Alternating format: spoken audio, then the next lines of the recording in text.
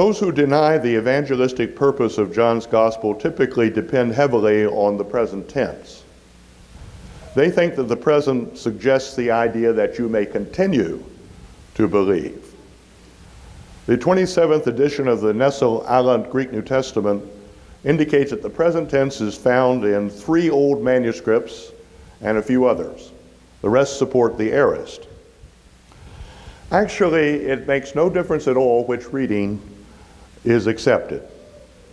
The view that the present tense supports the idea of continue to believe is a semantic fallacy. This was pointed out as long ago as 1975 by Johannes P. Lowe.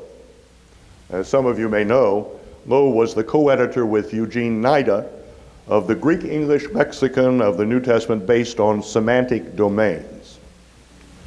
In 1975, Lowe published an article, Verbal Aspect in the First Letter of John, in the journal Neo-Testamentica. There Lowe states this, and I quote, "The Greek presens," he uses the Latin there, "the Greek presens is actually neutral or unmarked. It is a 0 tense. It may be used if the context suggests linear or habitual occurrence, and often verbs denoting processes give the impression that the presens signifies duration, though the presens itself merely states the occurrence of a fact." On the next page, he adds, "It is a 0 tense of factual actuality." I know, of course, that this is not what was taught in Greek classrooms for the last several generations.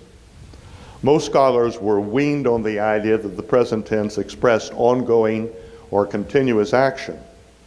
But this idea is a semantic fallacy.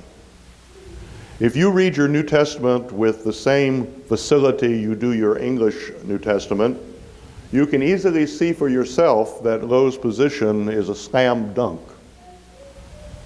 I'm sorry to say this, but you can get a reputation as a Greek scholar without reading the Greek New Testament easily. That's because the field of New Testament Greek is loaded to the max with helpful tools.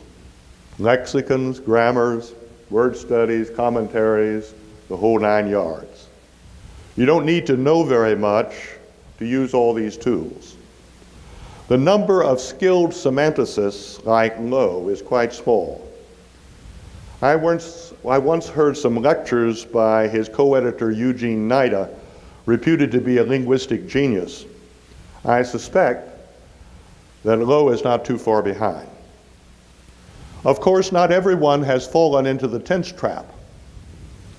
You can find a competent conservative defense of John's evangelistic purpose in Carson, Moo, and Morris's An Introduction to the New Testament. What's the bottom line? It is simply this.